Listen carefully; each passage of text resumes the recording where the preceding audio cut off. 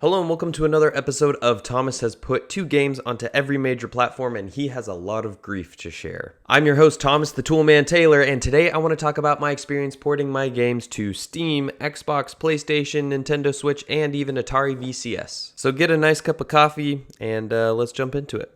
So I've put two games onto every major platform. The first is Tanks But No Tanks, which is a local multiplayer shoot 'em up where you ricochet bullets off of walls and collect coins so that you can buy upgrades in between rounds. It's a lot of fun, it's a party game. And then the second game is Bridges and Docks, which is basically a tool for handcrafting or generating island environments. And I've put these games onto 6 platforms: Steam, Xbox, PlayStation 4, PlayStation 5, because yes, those two are different, very different, Nintendo Switch, and Atari VCS. And not only has this process been very enlightening to me and made me grow as a game developer, but it's also brought in a lot more revenue than if I had just launched those games on Steam. But each platform is very different from each other, and so I want to go through my experience as a developer putting my games onto these different console platforms without breaking any NDAs. I kind of want to give you a feel for what flavor each platform has. And when I say that each platform has its own distinct flavor, I mean like some are sour, some are sweet, and some are spicy. Because the companies do things very differently. Each console platform has their own unique user base, they do sale events differently, price points for games tend to be different, and each platform does a better or worse job of surfacing small indie games to the players. And before I dive into each one, I should probably say some introductory remarks. Number one is that I'm using the Unity game engine, and that makes a huge difference because Unity was built in order to make the game in one central location and export it to a number of different platforms. And it is by far the most supported engine when it comes to documentation for all of these different platforms. And it also has all of the fully supported plugins that you bring into your project so that things can basically plug and play and work when it comes to porting things to consoles. So that is a big thing. If you're using Unity, it makes your life a lot easier. The second thing is that my games are very small. Like, I'm not making an online multiplayer game. I'm not trying to do anything fancy on these platforms, and they're pretty vanilla as far as distinct features that I'm using on each console. Okay, so that being said, the first thing that I want to talk about is getting access to even be able to try and think of porting your game to consoles. Because before you can do anything, the first thing that you have to do is apply to get into the developer programs for each platform. And it's a little convoluted. With Steam, anybody can sign up and you just pay $100 for each game that you want to put onto the Steam store. The next simplest platform is probably Xbox, because with Xbox, you fill out a form that describes the game that you want to put onto their platform, and you tell them all about the gameplay loop, you send in some video footage and even a demo of your game, and then they review that individual game, and then they will review the application and either accept you or deny you. Obviously, both of my games were accepted,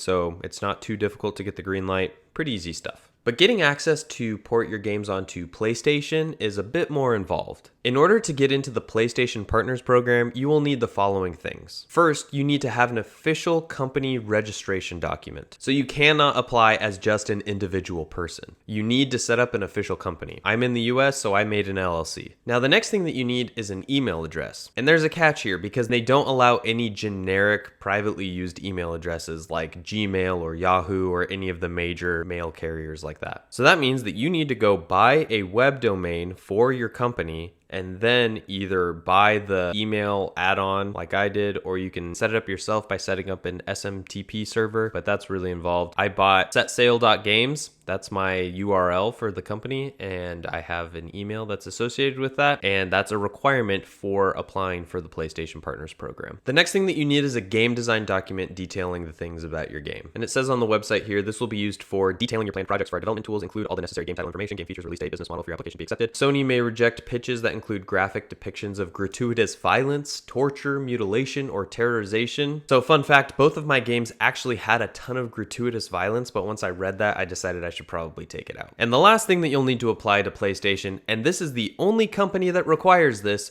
is a static IP address. The reason for this is that PlayStation will add that IP address to the whitelist that they allow people to access their backend dashboard from, and so without it, you cannot connect to the backend dashboard to submit your game. So if you're not familiar with web technology, the problem with IP addresses is that they are dynamic, and the IP address for your computer is constantly changing, so most likely when you turn your computer off and turn it back on, you may get a different IP address. So how does one go about getting a static IP address that does not change? Well, you basically have two options. The first one is to talk to your internet service provider. Some of them will be able to set you up with a static IP address for an additional monthly fee. The second option, and the one that I personally chose, is to go with a VPN service where you pay for a VPN subscription, and one of the add-ons that you can get with some of these services is a static IP address so that you can just use that VPN to bounce your network traffic off of that static IP and then onto wherever you want to browse. Now, what's funny is originally I was using this service called VPN Area, and then apparently the founder of that company just disappeared and the platform stopped working.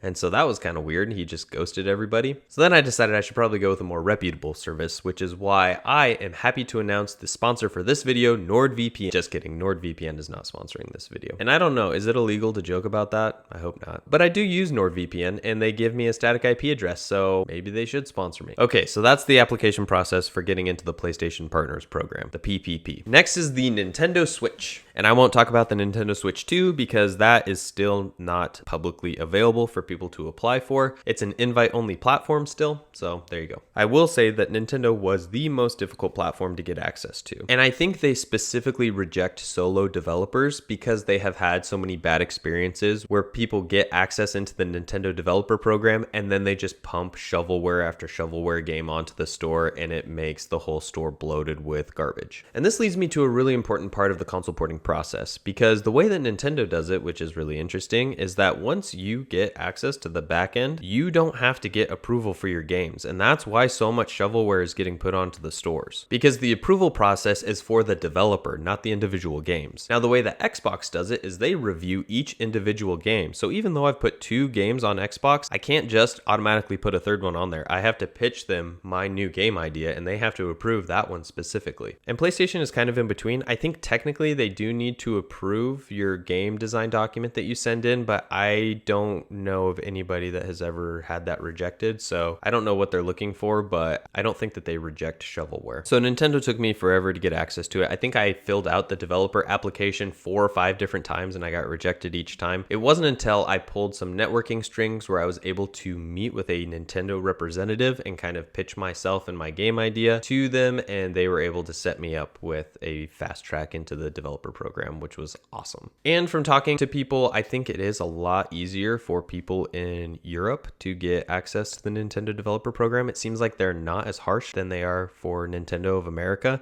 So I don't know, your results may vary. But if you're in a similar boat like I was and you want to get access to the Nintendo Developer Program and you keep getting rejected, my advice would either be move on to a different game because maybe they just don't like your game, or try and find somebody in person to talk to, maybe at an expo or at a conference or something. And then the Atari VCS is really interesting. And if you don't know what the Atari VCS is, I keep mentioning it on this channel. I think of the Atari VCS community as like an indie hacker community because the VCS is a really versatile Linux box that you can do a lot of stuff to it. You can like upgrade the hardware and mod a bunch of stuff. So it's got a very small but very dedicated fan base and player base on that platform. And basically the way that you get access to that is there's an official Discord channel and you reach out to the guy who runs the VCS program and basically you just send him a message and pitch it, and then he'll get you set up and send you all the documentation and all of that. It's a lot less structured than the other platforms. And yeah, I haven't heard of anybody that has had trouble getting access to the back end for the Atari VCS stuff. So there you go. Okay, so the next thing that I want to talk about is the dev kits. So you have hardware that they send you that you use to develop these games and test. And so it's very interesting to get dev kits in the mail because I actually don't know what I'm allowed to say here, but there's a bunch of different kinds of dev kits and test kits and all of that stuff. And so for each platform, basically they are going to mail you this. Well, I'll say this also. Some platforms give you a dev kit for free. Some platforms loan you a dev kit that you have to return after a while. And then some platforms you have to buy the dev kit. Regardless, they send you a dev kit in the mail. You open up the package and you plug it in and you start by basically updating the firmware, and then you set it up with your computer so that you can load your projects onto the actual platform, and then you can have it running on console and make sure that everything works as it should. And this is very important because there's a lot of things that you can only test on dev kits. Like even if it works flawlessly on your computer, there are things like,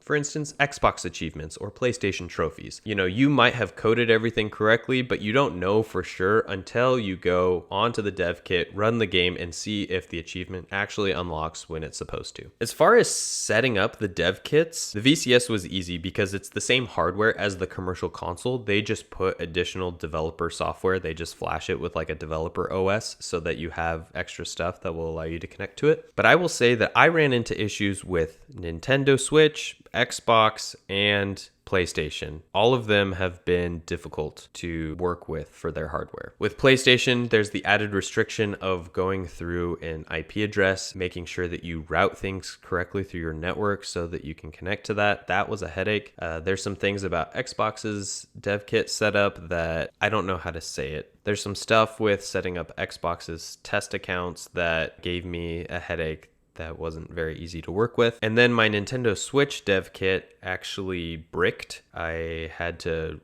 reflash it with new firmware. I had to do that a few times, and I basically spent 2 whole days trying to fix it. So I will say that working with the actual hardware is not an easy experience, and you have to be willing to troubleshoot and hack your way through some of the initialization and setup stuff. That being said, I think they're still really cool. I learned a lot, and it's a specialized skill to work with dev kits that very few people have, and it's kind of fun.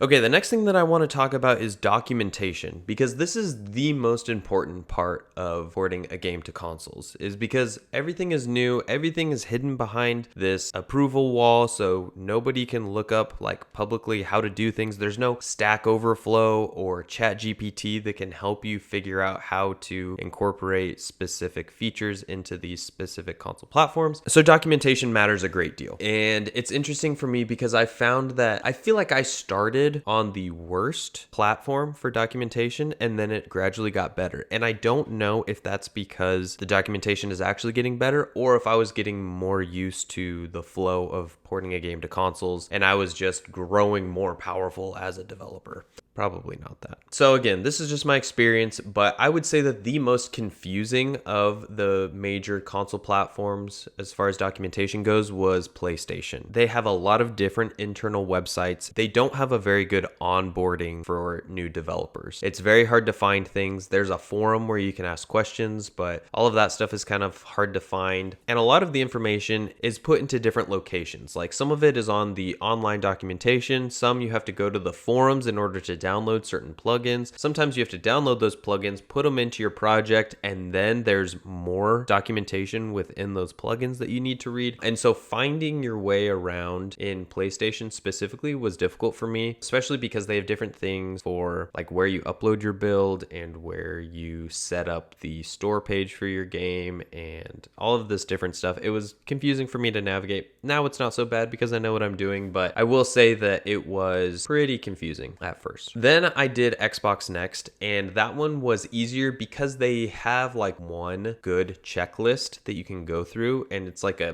getting started with Unity walkthrough. It'll make sure that you hit all of the major things, and I could basically just follow that. It was a lot more streamlined in my opinion, and I felt like it worked pretty well. And then the same with Nintendo Switch. Once I got access to the Nintendo Switch backend dashboard, they also have pretty good documentation and pretty good forums for asking questions. And it wasn't too difficult to be able to figure out all of that stuff. Is there anything else about documentation?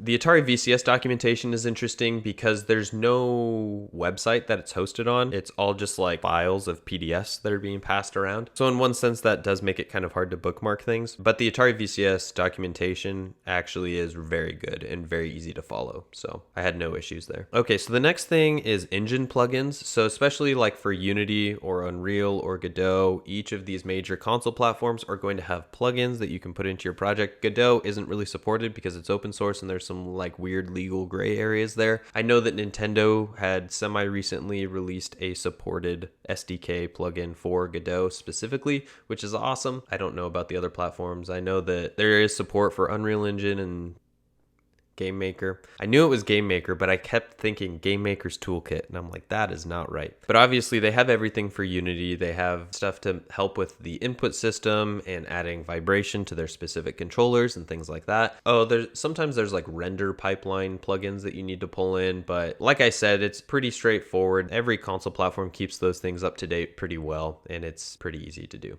And so the plugins to put into your project are pretty easy to deal with. They're just like Unity packages, and it's pretty standard across the board. One other thing that I want to talk about is the publishing dashboard, because it's slightly different than documentation. And I have one big bone to pick with Microsoft in particular, because when I was filling out the store page description for one of my games on the Xbox dashboard, one thing that you can do is export it and then have it all in a spreadsheet, and then you can fill out the different translations in the spreadsheet and then re-upload it. That tool was broken, and so I filled it out, tried uploading it. It said, sorry, you can't do this. And I was like, well, this sucks, specifically because it worked for my first game, but then my second game, it wasn't working. It's a huge time loss when you have to go through and click through the GUI for all of the store pages to fill in all of the descriptions and the titles and translate everything like that. And so I reached out to Xbox support, and they basically said, yeah, we know it's broken and we don't plan on fixing it. And I'm like, dang, that sucks. So it is interesting because obviously the things that the consumers face are going to take priority, but some things that I've run into that are specifically development tools for developers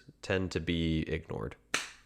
And not just on Xbox, but that's just one example that came to mind. Other major considerations that I want to talk about. One final consideration that I would say is porting games to Nintendo Switch is different in many regards. One, you don't have to implement achievements or trophies. There's no like unlocking player score trophy system in the Nintendo ecosystem. But one thing specifically about the Nintendo Switch that I think is unique is that it's basically a glorified smartphone, right? The computing power is much less than anything else. And so because of that, optimization is a huge hurdle. And everybody knows this, but I mean, just from my experience, like I had to launch bridges and docks without shadows. I put in ambient occlusion, but there are no real-time shadows in the Switch version of the game because it just bogs down the frame rate so much.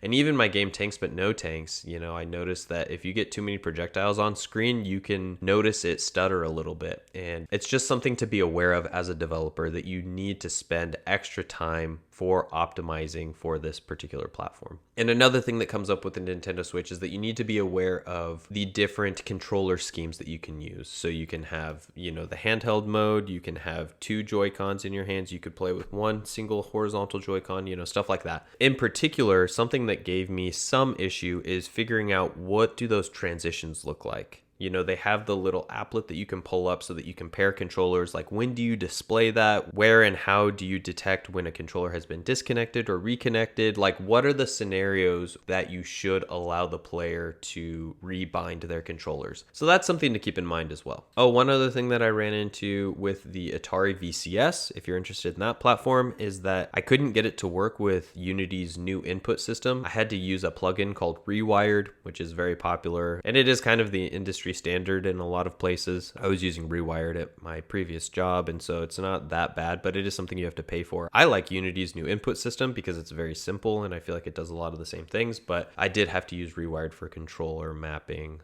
on the Atari VCS. So there you go. So to answer the question, which console is hardest to port to? I think I would have to say, I don't know actually. Here's what I would say. The platform that it's hardest to actually get the game running on the hardware, I think, is the Nintendo Switch, most difficult. The platform that is the most difficult as far as setup on the back end, I would say, is probably PlayStation. So again, that's my experience. Your results may vary. I think people can and should look into porting their own games to consoles. It's a really fulfilling experience. If you want to check out my games, I'll leave a link in the description where you can check them out on each major platform. And also, if you want to check out the behind the scenes videos that I've been posting weekly on Patreon, you can do that. Recently, I uploaded an update where I talk about, the normal development update stuff, but also how my truck almost broke and also how I saved a baby deer in my backyard. So it was kind of an eventful week. Thanks for sticking around to the end, and I will see you all in the next one.